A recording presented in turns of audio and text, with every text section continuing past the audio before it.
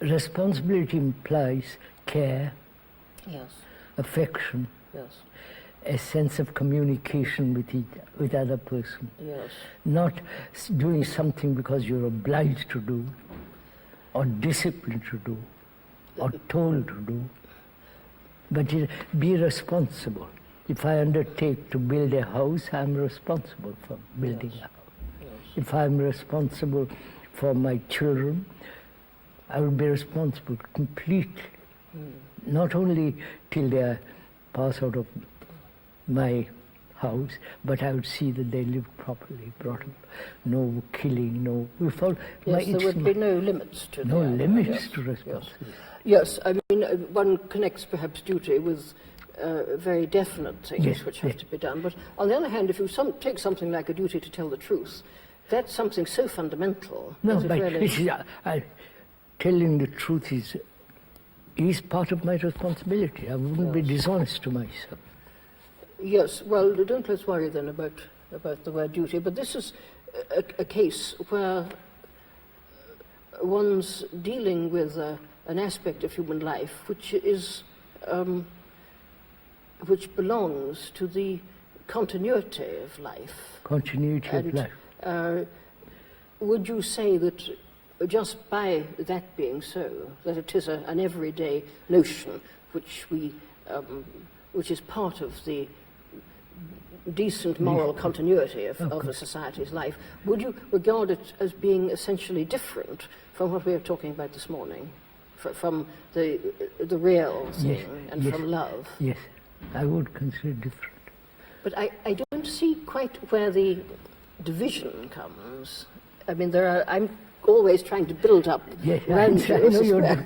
structures which I want to see where the division comes between ordinary, what we would call goodness or moral behavior, and this fundamental thing. Could we start, why are we fragmented? Why do we look at life and all our actions and our business, whatever it is, always this fragment, business, religion, love, hate, you follow? It's all so broken up. Well, I mean... Why? Why do we do this? Well, life has to be dealt with. I mean, Yes, every day but you why have should to I accept sort it life out. to be dealt with in this way? I think because to unify it, I mean, to have a unitary, I mean, you seem to feel that we should have some kind of completely unitary selflessness, which then isn't divisible. Yes, that's it. But then, I mean, let's say the words like truth and love are one. If there is love, there is truth. There is beauty. Yes. This is so. If one is looking at it in a philosophical sense, but somebody... No, in actual sense, I mean, if I have really loved, there is beauty in it. Then yes, I can't be dishonest. Yes, beauty is a more difficult concept for this purpose. At least I feel. What worries me is the point of connection between the truth, which is love, the fundamental truth, and ordinary conceptions of truth, as in tell the truth. Yes, I suppose I've lied, and I acknowledge I've lied.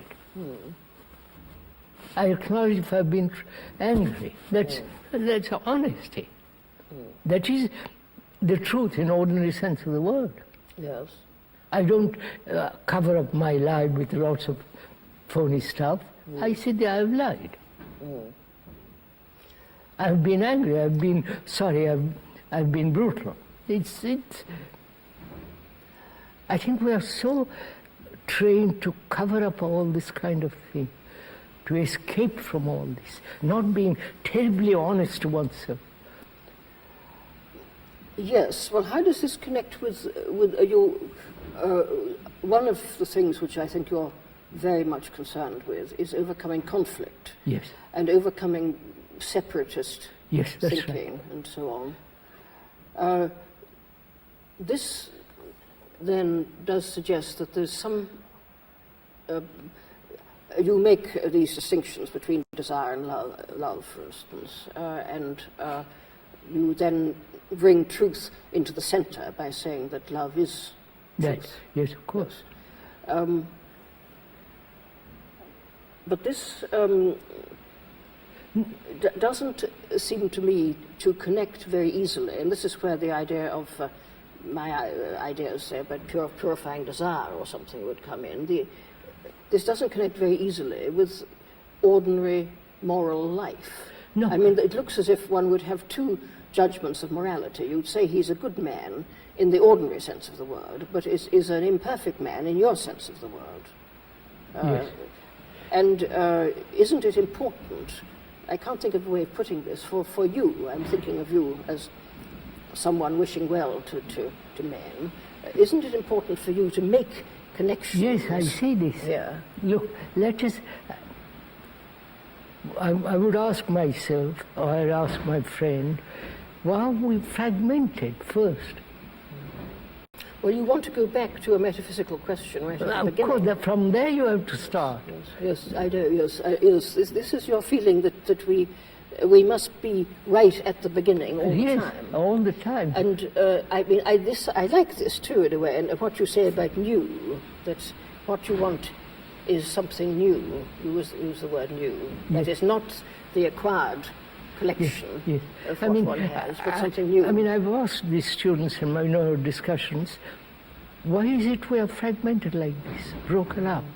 What has gone wrong with us? After so millions of years, we are still fighting, we are killing each other, we are angry. You follow what I mean? What's wrong?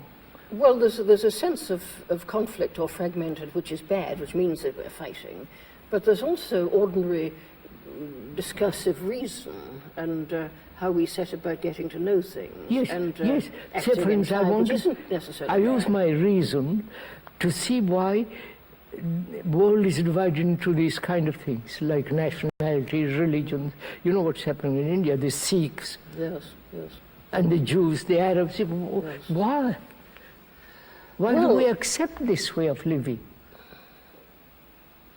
Well, yes, but I think there's a kind of empirical, ordinary answer to this, that we can try and stop it by doing all sorts of things like people do when they talk to other people. And But we don't, Madam. The fact is we've never done it. We haven't stopped this division.